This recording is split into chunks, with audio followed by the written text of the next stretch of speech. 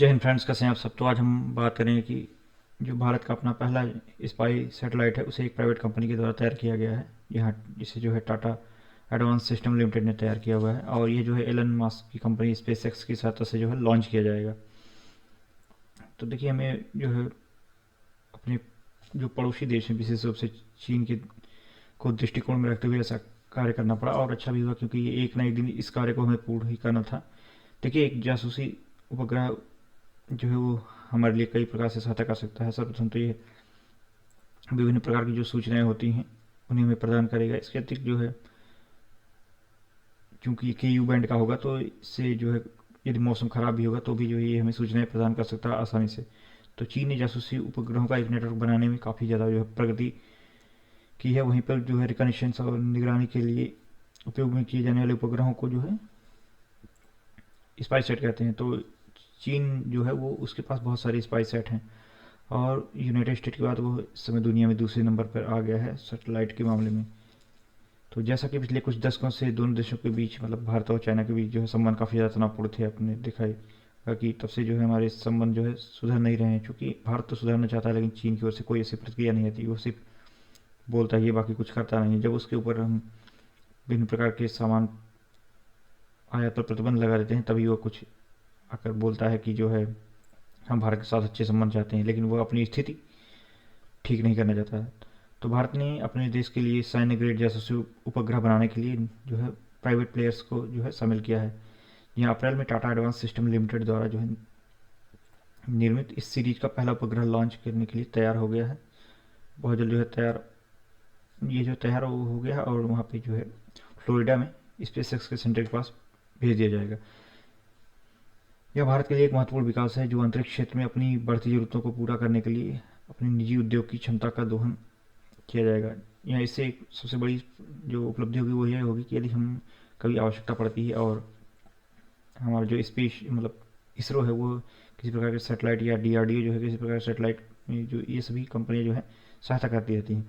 तो भारत सरकार चाहती है कि सभी जो है R&D का कार्य कंपनियां करें और निर्माण का जो कार्य होगा, यानी कि रिसर्च एंड डेवलपमेंट का कार्य जो है गवर्नमेंट कंपनियां करें और जो इसे असेंबलिंग करने का कार्य है, जैसे बनाने का कार्य वो जो है प्राइवेट फर्म्स करें, जिस प्रकार से यूनाइटेड स्टेट में होता है। तो वहीं पे जो है यह रूसी टेलीग्राम समाचार चैनलों पर जो है ये चर्चा है कि भारत इस साल लॉन्च के मामले में रूस से आगे निकल जाएगा। क्योंकि भारत और यूक्रेन के हमले के बाद जो है अंतर्राष्ट्रीय जो लॉन्च मार्केट है जहाँ से सेटेलाइट लॉन्च किया जाता है उसमें जो है रूस का भी अपना एक विशिष्ट स्थान था। लेकिन पिछले कुछ समय से जब रूस और यूक्रेन भिड़े हुए हैं युद्ध में, तो उस रूस के द्वारा जो अंतरिक्ष बाजार है वो ढीला पड़ गया है। तो भारत चाहता है कि जल्द से जल्द इस स्थिति को कवर कर ले, नहीं तो कोई अन्य देश कवर कर लेगा। साथ में वह यह भी अपनी क्षमता भी इसी के बीच में बढ़ा लेगा। लेकिन उतना ही महत्वपूर्ण यह भी है कि भारत अपने सैन्य उद्देश्यों के लिए अंतरिक्ष का उपयोग करने पर भी जोर दे रहा है। इसके अतिरिक्त प्रतिद्वंदी और लामबंदी जो है सेना की गतिविधियों पर नजर रखने के अलावा उपग्रहों का उपयोग जो है विभिन्न प्रकार के मानव रहित जो हवाई वाहन हैं उनके लिए भी किया जाएगा, जिससे कि भारतीय जो सशस्त्र बल है वो अपने बेड़े में इन जो यूएवी हैं या ड्रोन हैं उन्हें शामिल कर सकें और इसका आसानी से जो है उपयोग कर सकें। आपको बता दें, भारतीय सेना ने पहले से ही जो है इसराइल की जो हर्मिस 900 ड्रोन है उसे शामिल किया हुआ है यूएवी। इसके अतिरिक्त जो है भविष्य में यूनाइटेड स्टेट्स जो है MQ-9B को शामिल करेगी। तकरीबन 31 जो है MQ-9B ड्रोन है। ये वही ड्रोन है MQ-9B जिसके द्वारा उसने यूनाइटेड स्टेट ने अफगानिस्तान में अल जवाहिरी को मारा था। भारत के उपग्रहों की संख्या चीन द्वारा संचालित उपग्रहों की तुलना में बहुत ज़्यादा कम है। यह लंदन स्थित international institute for strategic studies द्वारा प्रकाशित सैन्य संतुलन रिपोर्ट के अनुसार चीन 2022 में तकरीबन 136 रिकॉनेसेंस उपग्रह संचालित करता है। टोही उपग्रह समझते हैं, टोही मतलब सूचना प्रदान करने वाला, गुप्त तरीके से खबर रखने वाला उपग्रह, जो 2019 में 66 से अधिक है। आप देख सकते हैं ये हर्मिस ड्रोन है इसराइल का और ये है MQ-9B जो बहुत जल्द हमें यूनाइटेड स्टेट के द्वारा प्रदान किया जाएगा। हमने इसकी डील की हुई है। इस पृष्ठभूमि में पहला निजी जासूसी उपग्रह प्रक्षेपण भारत के लिए एक बहुत ही महत्वपूर्ण मील का पत्थर साबित होगा। आपको बता दें कि TS जो टाटा एडवांस सिस्टम लिमिटेड है इसके द्वारा निर्मित यह जासूसी उपग्रह स्पेस एक्स के पास यानी फ्लोरिडा में भेजा जा रहा है, जहाँ पर अप्रैल में इसे लॉन्च कर दिया जाएगा। देखिए, जो रिकॉनेसेंस टोही उपग्रह ना 500 किलोमीटर की ऊंचाई से सेना की गतिविधियों से लेकर मिसाइल प्रक्षेपण तक के विकास की निगरानी आसानी से कर सकते हैं। इससे यही फ़ायदा होगा। आप देख सकते हैं कि जो उपग्रह वो किस प्रकार से लॉन्च होते हैं। यहाँ पे टेरेस्ट्रियल लेयर है, फिर इसके बाद एरोनॉटिकल लेयर, फिर स्ट्रेटोस्फेरिक लेयर, यह फिर लो अर्थ ऑर्बिट लेयर, फिर ये एमईओ मियो अर्थ ऑर्बिट लेयर, फिर यहाँ पे जो है जीईओ जियो सिंक्रोनस अर्थ ऑर्बिट लेयर, इसका डीप स्पेस लेयर। ये जो यहाँ पे जो कम्युनिकेशन सैटेलाइट्स आमतौर पर लॉन्च की जाती है, इसके तो जो निगरानी वाली सैटेलाइट्स होती हैं बहुत अच्छी, वो यहीं पर तक की रहती हैं लो अर्थ ऑर्बिट में, इंटर लेयर में। हमारे जो डिश टीवी या डीटीएच वाली उपग्रह होते हैं वो सब इस 36,000 किलोमीटर की ऊंचाई वाले होते हैं, क्योंकि ये कम्युनिकेशन वाले होते हैं। इनमें कैमरे की हमें आवश्यकता नहीं होती विशेष रूप से। हमें कैमरा और निगरानी करने के लिए इस लेयर में जो है उपग्रहों को रखना पड़ता है, मतलब 200 किलोमीटर के अपर में जो भी हो। फिर भी सैन्य संघर्ष के दौरान आपको बता दें, दुश्मन की संपत्तियों पर नजर रखने के लिए और वो कौन सी क्रियाविधि कर रहा है, इस सभी के बारे में ज़रूरत पड़ने पर हमें जानकारी एकत्रित करनी होती है। तो इसमें जो है ये सैटेलाइट बहुत ही अच्छा कार्य करेगी। साथ में भारत की जो रिकॉनेसेंस डेटा प्राप्त करने के लिए भी अमेरिका पर प्रारंभ में निर्भर था। आपको याद ही होगा एलओसी में जो है यूनाइटेड स्टेट ने डेटा इंफॉर्मेशन प्रदान करने से मना कर दिया था। तो सशस्त्र बलों को विदेशी विक्रेताओं को इमेजरी प्राप्त करने के लिए जो एक्यूरेट कोऑर्डिनेशन और समय देने की आवश्यकता थी। इसके अतिरिक्त आपको बताना कि इसका जो कंट्रोल सेंटर होगा वो ग्राउंड कंट्रोल जो है बेंगलुरु में स्थापित किया जाएगा और उपग्रह द्वारा भेजी गई इमेजरी को संसाधित करने के लिए उपयोग किया जाएगा। भारतीय सेना के एक अनुभवी सेवानिवृत्त अधिकारी जो कि काफ़ी अनुभवी हैं, कर्नल विनायक भट्ट, उन्होंने इसे एक बहुत ही महत्वपूर्ण कदम कहा है और सराहना अभी इसकी की है। उन्होंने कहा कि हमें हाई रेजोल्यूशन वाले जो है जो अर्थ ऑर्बिट मतलब ईओएस होते हैं, अर्थ ऑब्जर्वेशन सैटेलाइट होते हैं, उनकी भी आवश्यकता है। और हमें अधिक डेटा डाउनलोडिंग स्टेशन और काफ़ी अधिक इमेज जो एनालिसिस करने की आवश्यकता है। उन्होंने कहा कि हमें जो है एआई असिस्टेड जो है उपग्रहों की भी आवश्यकता है, क्योंकि आज के समय में आप देखिए कि जब हम छोटे मोटे काम करने के लिए यानी कि सेलफोन में अपने एआई के उपयोग कर रहे हैं, जो कि हमारे काम को कितने ज़्यादा आसान कर देते हैं, वहीं पे जो आप लैपटॉप कंप्यूटर्स इन सभी में, यहाँ तक कि जो सीढ़ियाँ होती हैं रेलवे स्टेशन पे या फिर अन्य स्थान पे, सुपरमार्केट में आप देख होंगे सीढ़ियाँ जो होती हैं और विभिन्न प्रकार के जो डिवाइसेज होते हैं वो सभी एआई असिस्टेड होते हैं, आर्टिफिशियल इंटेलिजेंस के बेस पर होते हैं और हमारे कार्य को कितना आसान कर देते हैं। तो वैसे ही आर्मी चाहती है कि उसके भी जो कार्य है वो भी आसान कर दिया जाए और उसमें सभी चीज़ों लगभग एआई असिस्टेड टेक्निक का उपयोग किया जाए। तो जो ईओएस है ना, अर्थ ऑब्जर्वेशन सैटेलाइट, ये जो है भूमि, समुद्र यानी कि समुद्र, नदी, झील, झरना जो भी हो और वायुमंडल की निगरानी के लिए रिमोट सेंसिंग प्रौद्योगिकियों का उपयोग करने को संदर्भित करता है। इसके साथ ही चीन के जो हमारा बढ़ता हुआ तनाव है उसके बीच में भारत ने रडार इमेजिंग उपग्रह यानी कि रीसेट का नाम सुना है, रडार इमेजिंग सैटेलाइट रीसेट की एक सीरीज भी लॉन्च की है, जिसके बेड़े को 2019 में 12 उपग्रहों से बढ़ाकर 16 कर दिया गया है। आपको बता दें भारत ने 2008 के मुंबई आतंकी हमले के बाद जो है काफ़ी तीव्र गति से रीसेट 2 का निर्माण किया था। यह भारत का पहला जो है डेडिकेटेड सैटेलाइट रिकॉनेसेंस है, मतलब डेडिकेटेड रिकॉनेसेंस सैटेलाइट है। इस उपग्रह का उपयोग सीमा निगरानी, जी हाँ, मतलब जो बॉर्डर होता है ना, बॉर्डर की निगरानी, इसका घुसपैठ विरोधी और आतंकवाद विरोधी अभियानों के लिए किया गया था और अक्टूबर 2022 में इसे निष्क्रिय कर दिया गया था। तो हमें जल्द से जल्द एक नया वहाँ पे सैटेलाइट भी चाहिए था। इसके अतिरिक्त आपको बता दें जो SDSC है ना, उसे मई 2019 में लॉन्च किया गया। रीसेट 2B श्रृंखला का तीसरा उपग्रह है और एक जो है स्वदेशी एक्स बैंड रडार स्थापित करता है। उपग्रह का उपयोग जो है 0.5 × 0.3 मीटर में हाई रेजोल्यूशन स्पॉट चित्र प्राप्त करने के लिए किया जाता है। इसका उपयोग आपको बता दें इसे 11 दिसंबर 2019 को SDSC से लॉन्च किया गया था और इस जो उपग्रह है इसका जो जीवन काल तकरीबन 5 वर्ष ही है। आप देख सकते हैं ये जो बैंड है इनका कितना उपयोग है। जो ये उपग्रह होगा जिसे टाटा एडवांस सिस्टम ने बनाया हुआ है, सिस्टम लिमिटेड बनाया हुआ है, ये जो है KU बैंड का उपग्रह है। KU बैंड काफ़ी छोटा होता है तो इसकी फ्रिक्वेंसी बहुत ही अधिक होती है और ये कम, मतलब यदि धूप नहीं है और कम मतलब ख़राब वेदर भी है तो भी ये जो है आसानी से सूचनाएं हमें काफ़ी हद तक एक्यूरेट सूचनाएं प्रदान करता है। वहीं पर हम बात करें चीन की, तो बीजिंग इलेक्ट्रॉनिक इंटेलिजेंस और सिग्नल इंटेलिजेंस उपग्रहों के अपने बेड़े का विस्तार कर उसने अपनी इलेक्ट्रॉनिक जो इंफॉर्मेशन सिस्टम है ना, उसे इंटरसेप्ट करने में बहुत ज़्यादा सफलता हासिल की है। इसलिए आप देखते होंगे कि चाइना की जो इंटेलिजेंस एजेंसी, वो हर तरह की इंफॉर्मेशन बहुत ही तीव्र गति से उसे प्राप्त हो जाती हैं।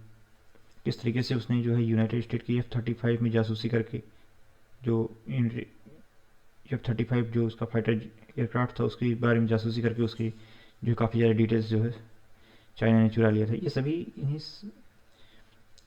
इंटेलिजेंस सैटेलाइट का ही कार्य होता है, क्योंकि जब कोई एजेंट किसी दूसरे देश में जाता है, वहाँ पे कार्य कर रहा था, तो उसे तीव्र गति से सूचनाओं को प्रेषित करने के लिए विभिन्न प्रकार की इक्विपमेंट्स की आवश्यकता होती है। और इक्विपमेंट्स चूँकि अब दूसरे देश में है, तो वहाँ से अपने देश में बहुत तीव्र गति से नहीं जा सकते।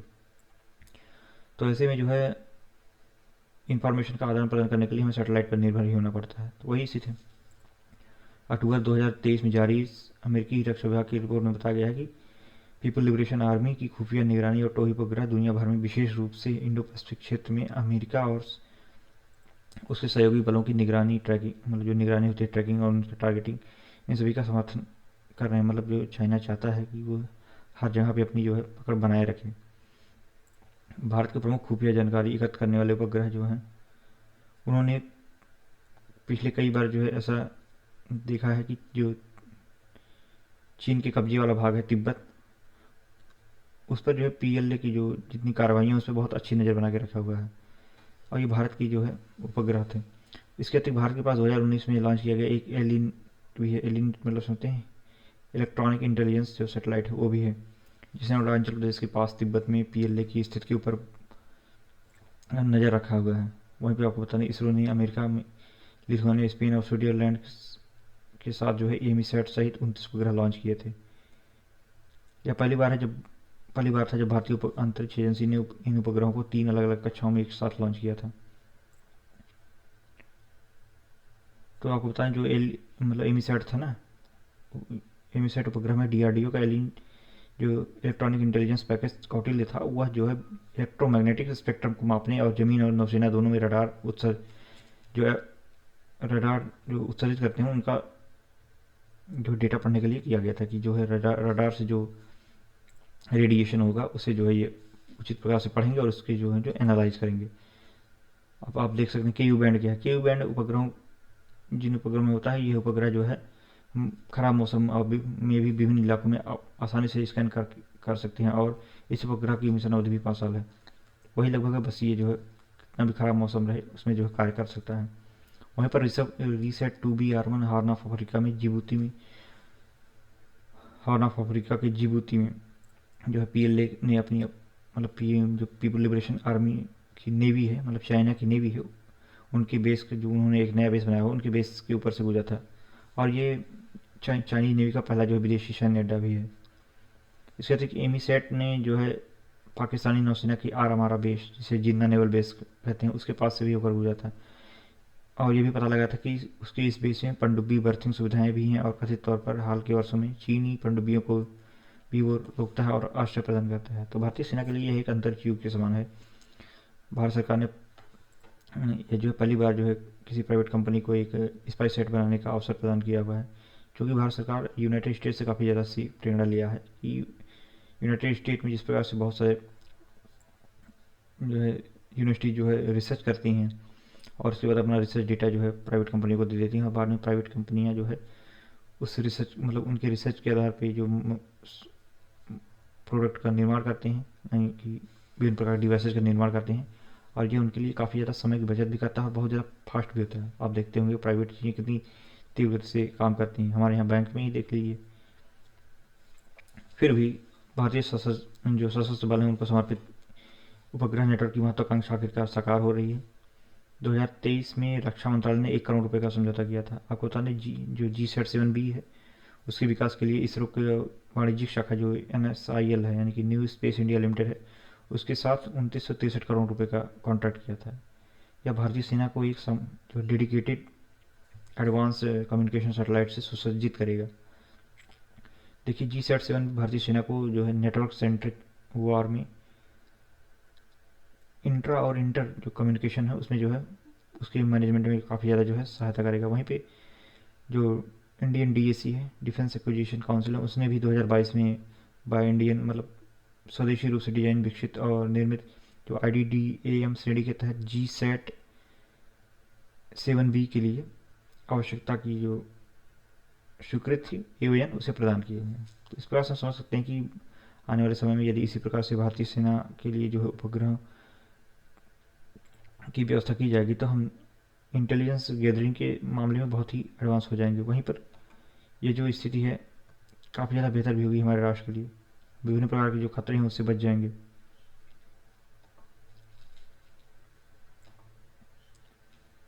आप देख ही सकते हैं ये है जो सैटेलाइट होते हैं वो किस प्रकार से होते हैं। रडार सिस्टम भी लगा था, साथ में रिसीवर भी लगा होता है।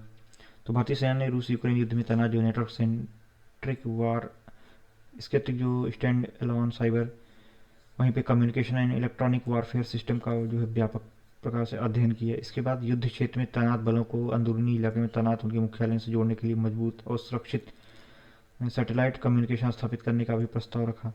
चीन के साथ हिंसक गतिरोध ने भारतीय सेना को इस तरह की सोच को जन्म दिया। वहीं पे हमारे पास अन्य भी सैटेलाइट हैं जैसे GSAT-7, GSAT-7A and RESAT-2B-R1 satellite. इस भी 2000 GSAT-7B को 2026 तक तैनात किए जाने की उम्मीद है। यह 5 टन श्रेणी में पहला स्वदेशी रूप से डिजाइन विकसित और निर्मित उपग्रह होगा और भारतीय सेना को आसमान से परे मतलब क्षितिज से परे देखने की क्षमता रखेगा। भारत के पास मौजूदा टाइम पर केवल 2 डेडिकेटेड सैन्य उपग्रह हैं, एक GSAT-7 जिसका नाम रुक्मणी है और दूसरा GSAT-7A जिसका नाम एंग्री बर्ड है। ये जो रुक्मणी है वो भारतीय नौसेना के लिए है और जो एंग्री बर्ड है वो इंडियन एयरफोर्स के लिए है। तो अब जो भारतीय नौसेना 2013 से रुक्मणी का उपयोग कर रही है और जिसकी व्यापक रेंज और हिंद महासागर क्षेत्र में लगभग 2000 नॉटिकल मील तक पहुंच है। IAF का एंग्री बर्ड 2018 में लॉन्च किया गया था और इसने ग्राउंड रडार स्टेशनों, एयरबेस और जो हवाई प्रारंभिक चेतावनी है और नियंत्रण विमान यानी कि जो अवाक्स होते हैं ना हमारे airborne and early warning control system, उनके बीच में जो है कनेक्टिविटी को बढ़ावा देने में मदद करता है। यह UAV के उपग्रह जो UAV होते हैं ना ड्रोन्स, उनके उपग्रह नियंत्रण को भी संचालित करता है। तो इस प्रकार से हम देख रहे हैं कि हमारे पास जितनी एडवांस सैटेलाइट होंगी हमारी जो कम्युनिकेशन इंटेलिजेंस गैदरिंग कैपेबिलिटी है, साथ में जितनी भी इंफॉर्मेशन शेयरिंग कैपेबिलिटी होगी वो बहुत ही अच्छी होगी। इसके अतिरिक्त हमें जो है समय के साथ साथ अपने आप को और भी एडवांस करना पड़ेगा क्योंकि जितने भी देश है ना वो चाहे हमारे जो प्रतिद्वंदी देश हैं विशेष रूप से कोई भी हो वो हमसे सदैव ही आगे रहते हैं और भारत सरकार सिर्फ उनके पीछे करने में लगी रहती है। भारत सरकार कभी ये नहीं सोचती कि हमें उनसे आगे जाना है। हमारे यहाँ का जो R&D है, रिसर्च एंड डेवलपमेंट, इतना पीछे है कि इस पर अभी हमें कई वर्ष लग जाएंगे इसकी व्यवस्था को सुधारने के लिए। अब जाके कुछ स्थिति में सुधार हुआ है लेकिन अभी भी यह बहुत पीछे है। यदि हम चाइना और यूनाइटेड स्टेट की बात करें तो हम चाइना यूनाइटेड स्टेट से बहुत ज़्यादा पीछे हैं।